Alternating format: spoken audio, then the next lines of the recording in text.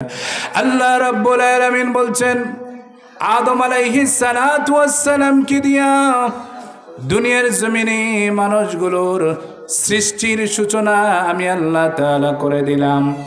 দুনিয়ার জমিনে মানব জাতির ইতিহাস আমি আল্লাহ তাআলা রচনা করে দিলাম। এরপরে অসংখ্য অগণিত মানুষ এই দুনিয়ার জমিনে আগমন করেছেন এবং করছেন, ভবিষ্যতেও করবেন। কিন্তু এই মানব জাতির আসা যাওয়ার সিরিয়ালটা এক সময় বন্ধ হয়ে যাবে। মানুষ জাতির আসা যাওয়ার সিরিয়ালটা বন্ধ করে দেওয়া হবে। আমার ভাইরা, রব্বুল আলামিনের অপেক্ষায় সাইয়্যিদুনা ইসরাফিল আলাইহিস সালাতু ওয়াস সালাম মুখের ভিতরে সিংহা নিয়ে অপেক্ষা করছেন, ওয়েট করছেন। যেই সময়ে তিনি সিংহায় ফুৎকার দিবেন সেই সময়টাতে এই দুনিয়াটা লণ্ডভণ্ড হয়ে যাবে, দুনিয়াটা চূর্ণ বিচূর্ণ হয়ে যাবে। দুনিয়ার অবস্থাটা কেমন হবে? রব্বুল আলামিন সূরাতুল জিলজালের ভিতরে আল্লাহ তাআলা এই দুনিয়ার অবস্থাটা তিনি বর্ণনা করেছেন। আল্লাহ রব্বুল আলামিন বলছেন ইদা زلزلت الأرض زلزالها وأخرجت الأرض أثقالها।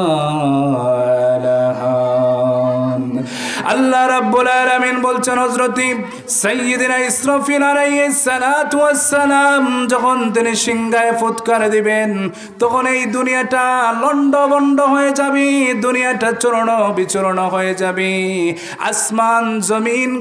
আসমানগুলো ফেটে পড়বে, আসমান পাহাড় পর্বত সবগুলো উড়ন্ত তুলার মতো উড়তে থাকবে, সবগুলো একদিন ধ্বংস হয়ে যাবে। আমার ভাইরা, ওই সময়ে গর্ভধারণী মাগুলোর এমন অবস্থা হবে, গর্ভের সময় হয় নাই, বাচ্চা প্রস্রাবের সময় হয় নাই, কিন্তু এরপরেও সময় লাগবে না, বাচ্চা প্রস্রাব হয়ে যাবে, বাচ্চা গর্ভ হয়ে যাবে।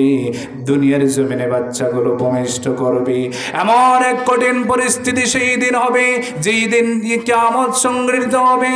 রব্বুল আলামিন বলছেন ওই দিনটাতে যেই বান্দা বা বান্দি এই দুনিয়ার জমিনে আগমন করবে, যার মাধ্যমে দুনিয়ার মানব জাতির আসা যাওয়ার সিরিয়ালটা বন্ধ হয়ে যাবে। আল্লাহ রাব্বুল আলামিন বলছেন হযরতে আদম আলাইহিস সালাতু ওয়াস সালাম থেকে নিয়ে ওই সর্বশেষ বান্দা বা বান্দি পর্যন্ত যত মানুষ এই দুনিয়ার জমিনে আগমন করবেন, আল্লাহ রাব্বুল আলামিন কিয়ামতের ময়দানে সমস্ত মানুষগুলোকে একত্রিত করবেন, এতে কোনো সন্দেহ নাই। জোরে বলি সুবহানাল্লাহ। যত মানুষ এই পৃথিবীর জমিনে আগমন করবে সমস্ত মানুষগুলোকে আল্লাহ তাআলা কিয়ামত দিবসে আল্লাহ রাব্বুল আলামিন আবার তিনি কি করবেন? পুনরুজ্জীবিত করবেন। পুনরায় আল্লাহ তাআলা আবার তাদেরকে জমায়েত করবেন। আল্লাহর সেই পাওয়ার, আল্লাহর সেই ক্ষমতা আছে না নাই? জোরে বলি আছে না নাই? সম্মানিত হাজিরিনে কিরাম, এই আয়াতের ভিতরে আল্লাহ রাব্বুল আলামিন বলছেন ওয়া আন্নাস সাআতা আতিয়াতুল লা রাইবা ফিহা ওয়া আন্নাল্লাহা ইয়াবআসু মান ফিল কুবুর। আল্লাহ রাব্বুল আলামিন বলছেন মানুষের সামনে ওই নির্দিষ্ট টাইমটা আসবে, এতে কোনো সন্দেহ নাই, এতে কোনো ডাউট নাই, এতে কোনো ধরনের সন্দেহ নাই। আর ওই দিনটাতে কবরের ভিতরে যা আছে কবর তার তলদেশ থেকে সব কিছু বের করে দিবে। কবর সব কিছু বের করে দিয়া কবর আল্লাহ রাব্বুল আলামিন কবর যত কিছু দুনিয়ার সূচনালগ্ন থেকে দুনিয়ার শেষ পর্যন্ত কবরের ভিতরে যাদেরকে শায়িত করা হয়েছে, যারা কবরের দেশে দাফন হয়েছেন, সমস্ত মানুষগুলোকে কবর আল্লাহ রাব্বুল আলামিনের হুকুমে বের করে দিবে। জোরে বলি সুবহানাল্লাহ। কবরের ভিতরে যত কিছু আছে সেই দিন কবর কি করবে? সব কিছু বের করে দিবে। সম্মানিত হাজিরিনে কেরাম, আল্লাহ রাব্বুল আলামিন বলছেন সেই সময়টা মানুষের সামনে আসবে, এটা সুনিশ্চিত, সুনির্ধারিত, লা রাইবা ফিহা, এতে কি নাই, কোনো সন্দেহ নাই, দেয়ার ইজ নো ডাউট, এতে সন্দেহের বিন্দুমাত্র অবকাশ নাই। জোরে বলি আল্লাহু আকবার। সম্মানিত হাজিরিনে কেরাম, আজকের আমাদের আলোচনার বিষয় হচ্ছে কবরের জিন্দেগি বা বারজাখের জিন্দেগি। কবরের জিন্দেগিতে মানুষের অবস্থা কেমন হবে, কিভাবে মানুষ কবরের জিন্দেগিতে তার জীবনটা অতিবাহিত করবে, আমাদের জানার দরকার আছে না নাই? জোরে বলি দরকার আছে না নাই? সম্মানিত হাজিরিনে কেরাম, কবরের দেশে, কবরের জগতে মানুষগুলোর অবস্থা হবে দুই ধরনের। কয় ধরনের? দুই ধরনের। একটা অবস্থা থাকবে যারা এই পৃথিবীতে আল্লাহর দেওয়া হুকুম সঠিকভাবে আদায় করেছে, যারা আল্লাহ রাব্বুল আলামিনের হুকুম, আহকাম, বিধি বিধান সঠিক মতে পালন করেছে, তাদের অবস্থা একরকম হবে। এবং যারা বদকার, যারা এই দুনিয়ার জমিনে আল্লাহ রাব্বুল আলামিনের হুকুম পালন করে নাই, আল্লাহর আদেশ নিষেধ মানে নাই, তাদের অবস্থা আরেক রকম হবে। ঠিক কিনা বলেন? দুই শ্রেণীর মানুষের অবস্থা কি সমান হবে নাকি ব্যতিক্রম হবে? ব্যতিক্রম হবে, সম্পূর্ণ আলাদা আলাদা হবে। ঠিক কিনা বলেন? আসুন আমরা কবরের জগতে যারা এই পৃথিবীর জমিনে নেক কাজ করে যাবে, ভালো আমল করে যাবে, যারা আমলে সালেহ অর্থাৎ নেক কাজ করবে, তাদের অবস্থা কেমন হবে, আর যারা এই পৃথিবীর জমিনে আল্লাহ রাব্বুল আলামিনের সাথে নাফরমানি করবে, আল্লাহর দেওয়া আদেশ, আল্লাহর দেওয়া বিধান লঙ্ঘন করবে, নিজের মন গড়া জীবন যাপন করবে, নিজের বাপ দাদার মন গড়া জীবন যাপন করবে, তাদের অবস্থাটা কেমন হবে, এই দুই শ্রেণীর অবস্থা আমরা সর্বপ্রথম জানব। সম্মানিত হাজিরিনে কেরাম, কবর হচ্ছে পরকালীন জীবনের প্রথম ঘাঁটি। কবর কি? পরকালীন জীবনের প্রথম ঘাঁটি, প্রথম স্টেশন। এই দুনিয়ার জমিন থেকে আমরা এসেছি দুনিয়ার জমিনে, কিন্তু আমাদেরকে দুনিয়ার জমিনে কি চিরস্থায়ী আসার জন্য আমরা এসেছি, নাকি আমাদের যাওয়ার সময় নির্ধারিত আছে না নাই? এই যাওয়াটা আমাদের কিসের মাধ্যমে হবে? মাউতের মাধ্যমে, মৃত্যুর মাধ্যমে। এই দুনিয়ার জমিন থেকে আমরা কবরের দেশে স্থানান্তরিত হব, কবরের দেশে ট্রান্সফার হব। হাজিরিনে কেরাম, মৃত্যু মানে আমাদের জীবন যে শেষ, মৃত্যু মানে জীবন শেষ। আমরা অনেকে মনে করি মৃত্যু মানে কি আমাদের জীবন শেষ। আসলে কি মৃত্যু মানে জীবন শেষ? মৃত্যু মানে জীবন শেষ নয়, মৃত্যু মানে আমাদের জীবন শুরু। মৃত্যু মানে আমাদের জীবন কি শুরু। মৃত্যু মানে আমাদের পরকালীন জীবনের প্রথম ঘাঁটিতে যাওয়ার একটি মাধ্যম হচ্ছে মৃত্যু। যাওয়ার একটা মাধ্যম হচ্ছে কি? মৃত্যু। এই দুনিয়ার জমিনে যাদের মৃত্যু হয়ে যায়, মৌত হয়ে যায়, তাদেরকে পাওয়া যায় না, কারণ দুনিয়ার স্টেশন ছেড়ে তারা আরেকটা স্টেশনে, পরকালীন জীবনে, পরকালীন স্টেশনে তারা চলে যায়। এই জন্য তাদেরকে দুনিয়ার জমিনে পাওয়া যায় না। একটা এক্সাম্পল দিলে, উদাহরণ দিলে বুঝবেন। মনে করেন আমরা টুকের বাজার একটা স্টেশন আছে, গাড়ির স্টেশন আছে, আছে না নাই বলেন?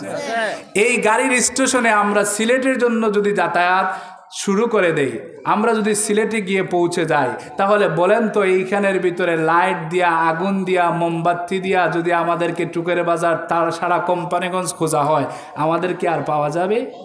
কেন? কারণ এই স্টেশন আমরা কি করেছি? ওভারকাম করেছি, ছেড়ে দিয়েছি। এই স্টেশনে আর আমাদেরকে খুঁজলে হবে না। ঠিক তেমনিভাবে মৃত্যু হচ্ছে পরকালীন জীবনে যাওয়ার একটা স্টেশন, অর্থাৎ দুনিয়ার জমিন থেকে স্থানান্তরিত হওয়ার, ট্রান্সফার হওয়ার, যাওয়ার একটি মাধ্যম হচ্ছে মৃত্যু। এই জন্য মানুষ যখন এই দুনিয়ার জমিন থেকে পরকালীন জীবনে চলে যায়, স্থানান্তরিত হয়ে যায়, তখন তাদেরকে আর খুঁজে পাওয়া যায় না। ঠিক কিনা বলেন? সম্মানিত হাজিরিনে কেরাম, কবর হচ্ছে, আল্লাহর নবী সাল্লাল্লাহু আলাইহি ওয়াসাল্লাম বলেছেন, আল কবরু আউয়ালু মানাজিলু মিন মানাজিলিল আখিরাহ। বিশ্ব নবী সাল্লাল্লাহু আলাইহি ওয়াসাল্লাম বলছেন, কবর হচ্ছে আখিরাতের প্রথম ঘাঁটি। কবর হচ্ছে কি? আখিরাতের যত ঘাঁটি আছে, মিজান, ফুলসিরাত, জান্নাত, জাহান্নাম, এরপরে এই জাতীয় যত ঘাঁটি আছে, তার মধ্যে প্রথম ঘাঁটির নাম কি? প্রথম ঘাঁটির নাম কি? কবর। সম্মানিত হাজিরিনে কেরাম, কবর দেশে বলছিলাম বদকারের অবস্থা কি হবে আর নেককারের অবস্থা কেমন হবে। আসুন আমরা হাদিসের আলোকে জানার চেষ্টা করি। হাজিরিনে কেরাম, যখন একজন মানুষকে আমরা দাফন করি, কবরের দেশে যখন আমরা শোয়াই, শায়িত করি, শায়িত করার পরে কবরের দেশে তখন আমাদেরকে রেখে আসার পরে আমাদের কাছে সম্মানিত দুইজন ফেরেশতা আসেন। কারা আসেন? দুইজন সম্মানিত ফেরেশতা আসেন। আসার পরে ফায়ুজলিসানিহি, তাকে বসিয়ে দেওয়া হয়। বসিয়ে দেওয়ার পরে তাকে 3টা প্রশ্ন করা হয়। কয়টা প্রশ্ন? 3টা। আমার ভাইরা, আল্লাহর নবী সাল্লাল্লাহু আলাইহি ওয়াসাল্লাম বলছেন, একজন মানুষকে যখন কবরের দেশে শায়িত করা হয়, তখন শায়িত করার পরেই দুইজন সম্মানিত ফেরেশতা আল্লাহর পক্ষ থেকে এসে প্রশ্ন করেন, ফায়াকুলান লাহু মার রাব্বুকা ফায়াকুলান মা দীনুকা ফায়াকুল মা হাদার রাজুল আল্লাযী বুইসতু ফীকুম। আমার ভাইরা, মানুষকে যখন এই প্রশ্নগুলো করা হয়, তখন যদি মানুষ নেককার হয়ে থাকে, এই দুনিয়ার জমিনে আল্লাহ রাব্বুল আলামিনের ইবাদত বন্দেগী করে যদি যায়, সঠিকভাবে যদি আল্লাহর হুকুম আহকাম বিধি বিধানগুলো যখন পালন করে, তখন ওই বান্দাকে যখন প্রশ্ন করা হয় ফায়াকুলান লাহু মার রাব্বুকা, তখন বান্দা অটোমেটিক্যালি জবাব দিয়ে দেয় ফায়াকুলু রাব্বি আল্লাহ। জোরে বলি সুবহানাল্লাহ। বান্দা যদি নেককার হয়ে থাকে, তখন ওই বান্দাকে যখন প্রশ্ন করে তোমার রব কে, তোমার পালন কর্তা কে, তোমার সৃষ্টিকর্তা কে, তখন বান্দা তার জবান থেকে অটোমেটিকলি বের করে দেয় আমার রব, আমার পালন কর্তা হচ্ছেন আল্লাহ। আবার বান্দাকে যখন প্রশ্ন করা হয় ফায়াকুলান মা দীনুকা, তোমার দিন কি ছিল, তোমার ধর্ম কি ছিল, তোমার মতাদর্শ কি ছিল, কোন মতাদর্শে তোমার জীবন যাপন করেছ, তুমি কি আল্লাহর কালাম নবীর সুন্নত অনুযায়ী জীবন যাপন করেছ, নাকি তোমার বাপ দাদার মন গড়া জীবন যাপন মতবাদ অনুযায়ী জীবন যাপন করেছ, নাকি তোমার নিজের নফসের মতবাদের অনুসারী হয়ে জীবন যাপন করেছ। আমার ভাইয়েরা, বান্দাগুলো যদি এই দুনিয়ার জমিনে আল্লাহর নবীর তরিকা অনুযায়ী যদি তার জীবন পরিচালিত করতে পারে, তখন ওই ফেরেশতাগুলো যখন আল্লাহর নবীর এই প্রশ্নগুলো যখন করবে, তখন ওই বান্দা অটোমেটিকলি বলতে থাকবে ফায়াকুলু দীনি আল ইসলাম। ওই বান্দা তখন অটোমেটিকলি তার জবান থেকে বের করে দিবে আমার ধর্ম ছিল, আমার মতদর্শ ছিল ইসলাম। জোরে বলে সুবহানাল্লাহ। এরপরে বান্দাকে আবার 3 নম্বরে প্রশ্ন করা হবে ফায়াকুলান মা হাদার রাজুল আল্লাযী বুইসতু ফীকুম। তোমার কাছে একজন নবী, তোমার কাছে একজন রাসূল প্রেরণ করা হয়েছিল, তোমার কাছে একজন নবী গিয়েছিলেন, রাসূল গিয়েছিলেন, বলেন তো দেখি ওই রাসূলের নাম কি? ওই রাসূলের নাম কি? মুহাম্মদ সাল্লাল্লাহু আলাইহি ওয়াসাল্লাম। কিন্তু এই দুনিয়ার জমিনে নবীর সুন্নত, নবীর তরিকা যদি কেউ না মানে, নবীকে যদি ফলো না করে, রান্নাঘর থেকে রাষ্ট্রীয় ভবন পর্যন্ত আল্লাহর নবীকে যদি কেউ না ফলো করে, শুধু সারা জীবন যদি মুখস্থ করে মোহাম্মদ, সারা জীবন মুখস্থ করে মোহাম্মদ, কিন্তু আল্লাহর নবীর সুন্নত মানে না, আল্লাহর নবীর তরিকা মানে না, আল্লাহর নবীর সমাজনীতি মানে না, আল্লাহর নবীর অর্থনীতি মানে না, আল্লাহর নবীর বিচার নীতি মানে না, সারা জীবন শুধু মুখস্থ করে মোহাম্মদ। বলেন তো মুখস্থ করে গিয়ে কবরের দেশে আল্লাহর নবীকে যখন নিয়ে প্রশ্ন করা হবে, ওই বান্দা কি ফেরেশতার জবাব দিতে পারবে নাকি? বান্দা জবাব দিতে পারবে না। কিন্তু বান্দা যদি আল্লাহর নবীর অর্থনীতি মানে, আল্লাহর নবীর বিচার নীতি মানে, আল্লাহর নবীর রাষ্ট্রনীতি মানে, আল্লাহর নবীর রান্নাঘর থেকে বঙ্গভবন পর্যন্ত যদি আল্লাহর রাসূলকে পুঙ্খানুপুঙ্খভাবে অনুসরণ করে যেতে পারে, তখন ওই যখন আল্লাহর নবীকে নিয়ে প্রশ্ন করা হবে, ওই নেককার বান্দা তখন প্রশ্নের জবাব দিয়ে দিবে, হুয়া মুহাম্মাদুর রাসূলুল্লাহ সাল্লাল্লাহু আলাইহি ওয়াসাল্লাম। জোরে বলি সুবহানাল্লাহ। বান্দা যদি এই নবীর তরিকা দুনিয়ার জমিনে মেনে যেতে পারে, তাহলে না গিয়ে প্রশ্নের জবাব দিবে, ঠিক কিনা বলেন? যদি নবীর তরিকা না মানে, নবীকে যদি অনুসরণ না করে, এই দুনিয়ার জমিনে মানব রচিত মতবাদ দিয়া যদি তার জীবন যাপন পরিচালিত করে, তাহলে কবরের দেশে দুনিয়ার জমিনে লক্ষ লক্ষ কোটি কোটি বার, অসংখ্য অগণিত বার যদি নবীর নাম মুখস্থ করে যায়, কিয়ামতের ময়দানে কবরের দেশে সেই প্রশ্নের জবাব দিতে পারবে না। চিল্লায় বলি ঠিক কিনা? হাজিরিনে কেরাম, তাহলে বলছিলাম নেককারকে যখন প্রশ্নগুলো করা হবে, সে তার সঠিক জবাব দিয়ে দিবে। আর বদকারকে যখন প্রশ্ন করা হবে, ফায়াকুলানে মার রব্বুকা ফায়াকুলানে লাহু মা দীনুকা, এই প্রশ্নগুলো যখন করা হবে, তখন সে শুধু বলবে লা আদ্রি লা আদ্রি লা আদ্রি, আমি কিছুই জানি না, আমি কিছুই জানি না। জোরে বলি নাউজুবিল্লাহ। তখন ওই তার দুই শ্রেণীর মানুষের অবস্থা দুই রকম শুরু হয়ে যাবে। কি শুরু হবে? আল্লাহর নবী সাল্লাল্লাহু আলাইহি ওয়াসাল্লামের হাদিসের ভিতরে বলেছেন, আল্লাহর নবী সাল্লাল্লাহু আলাইহি ওয়াসাল্লাম বলেন, আল কবরু রাউদাতুম মির রিয়াদিল জান্নাহ আও হুফরাতুম মিন হুফারিন নার। কবরটা কারো জন্য জান্নাতের বাগান হবে, নতুবা কবরটা কারো জন্য জাহান্নামের টুকরা হবে। আমার ভাইয়েরা, কেমনে কবরটা জান্নাতের বাগান হবে আর কেমনে জাহান্নামের টুকরা হবে? আসুন এই প্রশ্নের জবাবটা আমরা একটু পর্যালোচনা করি। আগে বলেছি বদকারকেও 3টা প্রশ্ন করা হবে, নেককারকেও 3টা প্রশ্ন করা হবে। নেককার যখন প্রশ্নের জবাব দিতে পারবে, সঠিকভাবে যখন জবাব দিয়ে দিবে, নেককারকে যখন প্রশ্ন করা হবে, ফায়াকুলানে লাহু মার রাব্বুকা, সে বলবে রব্বি আল্লাহ। ফায়াকুলানে মা দীনুকা, সে বলবে দীনি আল ইসলাম। তাকে জিজ্ঞাসা করা হবে, ফায়াকুলু মা হাদার রাজুল, এই ব্যক্তিকে, সে বলবে হুয়া মুহাম্মাদুর রাসূলুল্লাহ সাল্লাল্লাহু আলাইহি ওয়াসাল্লাম। এই 3টা প্রশ্নের জবাব যখন সঠিকভাবে দিয়ে দিবে, তখন আসমান থেকে আল্লাহ রাব্বুল আলামিন সত্যায়িত করবেন। সত্যায়িত বুঝেন কিনা? সত্যায়িত বুঝেন কিনা? অর্থাৎ আমি যদি একটা কথা বলি, আপনি এইখানে আমার পক্ষে রায় দেন, মতের উপরে মত দেন যে এই লোকটা সঠিক বলেছে, ঠিক কিনা বলে, এটাকে বলে সত্যায়িত। এটাকে কি বলে? সত্যায়িত। আল্লাহ রাব্বুল আলামিন আকাশ থেকে সত্যায়িত করবেন। আকাশ থেকে রাব্বুল আলামিন বলবেন, আন সাদাকা আবদি আন সাদাকা আবদি আন সাদাকা আবদি। আল্লাহ রাব্বুল আলামিন বলবেন, আমার বান্দা সত্য কথা বলেছে, আমার বান্দা সত্যবাদী সত্য কথা বলেছে।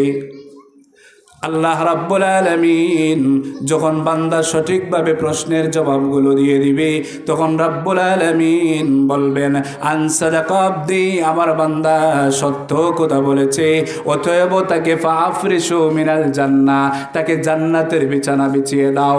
জান্নাতের বিছানাটা কেমন হবে? মুফাসসিরে কেরামগণ বলেছেন, জান্নাতের বিছানার এক টুকরা কাপড় যদি দুনিয়ার কোথাও টানিয়ে দেওয়া হয়, দুনিয়ার কোথাও যদি লটকিয়ে দেওয়া হয়, জান্নাতের পোশাকটা এত সুঘ্রাণ, এত সুমিষ্টি ঘ্রাণ, জান্নাতের পোশাকের এই সুমিষ্টি ঘ্রাণের কারণে সারা পৃথিবীটা সুগন্ধময় হয়ে যাবে। জোরে বলি সুবহানাল্লাহ। আল্লাহ রাব্বুল আলামিন বলবেন, ফাফরিশু মিনাল জান্নাহ, জান্নাতের বিছানা বিছিয়ে দাও। জান্নাতের বিছানাটা কেমন হবে? আল্লাহ নবী সাল্লাল্লাহু আলাইহি ওয়াসাল্লামের এই হাদিসের ব্যাখ্যার ভিতরে মুফাসসিরে কেরামগণ ব্যাখ্যা করেছেন, জান্নাতের বিছানাটা কেমন হবে? জান্নাতীদের বিছানা থাকবে এই দুনিয়ার জমিন থেকে আসমান পর্যন্ত উঁচা উঁচা বিছানা থাকবে। প্রশ্ন জাগতে পারে, এমন উঁচু বিছানার ভিতরে আমরা কেমনে উঠব? কেমনে এত উঁচা বিছানার ভিতরে উঠে আমরা কিভাবে ঘুম দিব?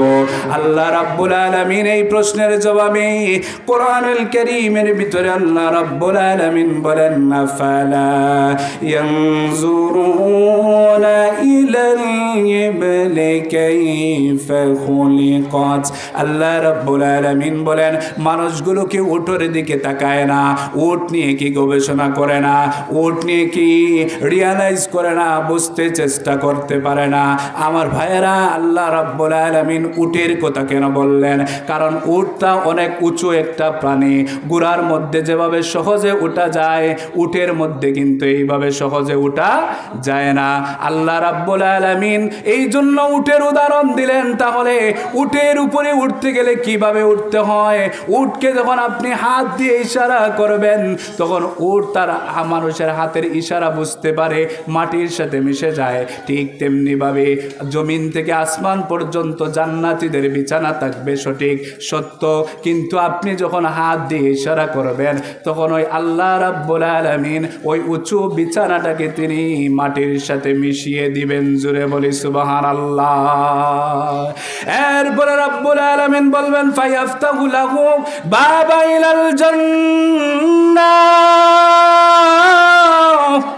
আল্লাহ রাব্বুল আলামিন বলবেন, ওই নেককার বান্দার কবরের দরজার সাথে জান্নাতের দরজাটা অ্যাডজাস্ট করে দাও, জান্নাতের দরজাটা মিলিয়ে দাও, যাতে বান্দা ওই কবর থেকে আল্লাহর এই বান্দা যাতে কবর থেকে জান্নাতের নাজার নিয়ামত যাতে ভোগ করতে পারে। জোরে বলি সুবহানাল্লাহ। প্রকান্তরে নেককার বান্দার বিপরীতে যারা বদকার, যারা দুনিয়ার জমিনে নেক আমল করে নাই, তাদের অবস্থাটা কেমন হবে? তাদেরকে তিনটা প্রশ্ন যখন করা হবে, তখন তারা যখন বলবে লা আদ্রি লা আদ্রি লা আদ্রি, আমরা কিছুই জানি নাই, তখন রাব্বুল আলামিন আকাশ থেকে বলবেন, আন কাযাবা আবদি, আমার এই বান্দা মিথ্যা কথা বলছে, ওকে ধরে ফাআফরিশু মিনান নার, তাকে জাহান্নামের পোশাক পরিয়ে দাও। জোরে বলি নাউজুবিল্লাহ। তাকে কি করো? জাহান্নামের পোশাক পরিয়ে দাও, আগুনের পোশাক পরিয়ে দাও। জাহান্নামের পোশাক কেমন? জাহান্নামের পোশাকটা কেমন? এত দুর্গন্ধ, এত বিশ্রী, মারাত্মক খারাপ গন্ধ। জাহান্নামের এক টুকরা কাপড় থেকে যদি এক টুকরা কাপড় পৃথিবীর যেইখানে মানুষ নাই, যেইখানে গরু বাছুর নাই, যেইখানে কোনো প্রাণী নাই, এরকম জনমানব শূন্যহীন এলাকার ভিতরে যদি কি করা হয়, জাহান্নামের টুকরা থেকে এক টুকরা 1 ইঞ্চি পরিমাণ কাপড় যদি টানিয়ে দেওয়া হয়, লটকিয়ে দেওয়া হয়, তাহলে ওই কাপড়ের দুর্গন্ধে মানুষ সহ পৃথিবীতে যত প্রাণী আছে সমস্ত প্রাণীকুলগুলো মারা যাবে। জোরে বলি নাউজুবিল্লাহ। সম্মানিত হাজিরিন কিরাম, তাহলে বলছিলাম আল্লাহ রাব্বুল আলামিনের ফেরেশতাগুলো যখন এই প্রশ্নগুলো করবে, যখন সে বলবে লা আদ্রি, আমি কিছুই জানি না, আল্লাহ তাআলা বলবেন, আন কাযাবা আবদি, আমার এই বান্দা মিথ্যা কথা বলছে, ফাআফরিশু মিনান নার, তাকে কি করো? জাহান্নামের বিছানা বিছিয়ে দাও। ওয়া ফাআফরিশু মিনান নার ওয়া আলবিসু মিনান নার, এবং তাকে জাহান্নামের বিছানা করিয়ে দাও, এবং ওয়াফতাহু লাহু বাবা ইলান নার, এবং তার কবরের দরজার সাথে জাহান্নামের দরজা অ্যাডজাস্ট করে দাও। জাহান্নামের আযাব কেমন হবে, জাহান্নামের শাস্তি কেমন হবে, সে যাতে কবর থেকে বুঝতে পারে, রিয়ালাইজ করতে পারে, উপভোগ করতে পারে। এই জন্য তার দরজাটা, তার কবরের যে দরজা থাকবে, এই দরজাটা জাহান্নামের দরজার সাথে অ্যাডজাস্ট করে দাও। জোরে বলি নাউজুবিল্লাহ। এই জন্য বিশ্বনবী বলেছেন, আল কবরু রাউদাতুম মির রিয়াদিল জান্নাহ আও হুফরাতুম মিন হুফারিন নার। বিশ্বনবী বলেন, কবরটা হয়তোবা কারো জন্য জাহান্নামের গর্ত হবে, নতুবা কারো জন্য জান্নাতের বাগান হবে। সম্মানিত হাজিরিন কিরাম, আসুন এই কবর থেকে বাঁচার জন্য আমাদের যে কাজগুলো করা দরকার, অনেক দীর্ঘ আলোচনা, আমাদের জাহান্নামের আযাব থেকে, কবরের আযাব থেকে বাঁচতে হলে কি কি আমাদের করণীয় রয়েছে সে সম্পর্কে আমার একটা নোট রয়েছে। তারপরে জাহান্নামের আগুন থেকে, জাহান্নামের আযাব থেকে বাঁচতে হলে কি কি আমাদেরকে ছাড়া দরকার সেই বিষয়ে একটি নোট আমার রয়েছে, আলোচনার বিষয় ছিল, প্ল্যান নিয়ে এসেছিলাম আপনাদের সম্মুখে আলোচনা করব। সময়ের সংক্ষিপ্ততার কারণে আলোচনাটুকু করতে পারি নাই। হাজরিনে কেরাম, আমাকে আপনাদের অথরিটি কমিটি বলেছেন আমার বাড়ি বাগারপাড়, অনেকে নাকি আমাকে চিনেন না, জানেন না। বলি কি, আমি তো আলহামদুলিল্লাহ আপনাদের দোয়ায় বাংলাদেশের বিভিন্ন অঞ্চলে কথা বলি, আলোচনা রাখি। আমি মনে মনে ভাবলাম আমার এলাকার মানুষ আমাকে চিনে না, জানে না, যাই একটু হাজিরা দিয়ে আসি, উপস্থিত হয়ে আসি। কারণ আল্লাহ রাব্বুল আলামিন বলেছেন, ইয়া আইয়ুহাল্লাযীনা আমানু কু আনফুসিকুম ওয়া আহলিকুম নারা, নিজে আগে কি করো, জাহান্নামের আগুন থেকে বাঁচাও এবং তোমার আহালদেরকে বাঁচাও। তাহলে মুফাসসিরে কেরামগণ এই আহালের ব্যাখ্যা বিশ্লেষণ বলেছেন, আপনার যত নিকটতম মানুষ তারা হচ্ছে আপনার আহাল। তাহলে বলেন তো, আমাদের বাহিরের অঞ্চল মানুষগুলো আহাল নাকি আপনারা বেশি আহাল? আপনারাই বেশি আহাল। সেই জবাবদিহিতার জায়গা থেকে, সেই জবাবদিহিতার জায়গা থেকে, দায়িত্বের জায়গা থেকে আপনাদের কাছে এসে উপস্থিত হলাম। যতটুকু আলোচনা করলাম এর মধ্যে যতটুকু করণীয় আল্লাহ রাব্বুল আলামিন যেন আমাদেরকে পালন করার তৌফিক দান করেন, এবং যতটুকু বর্জনীয় সারার ততটুকু আল্লাহ তাআলা যেন আমাদেরকে বেঁচে থাকার তৌফিক দান করেন। সবাই পড়েন আমিন। ওয়া আখিরু দাওয়ানা আলহামদুলিল্লাহি রাব্বিল আলামিন। ইলা লিকাই মা'আস সালাম। আসসালামু আলাইকুম ওয়া রাহমাতুল্লাহি ওয়া বারাকাতুহু।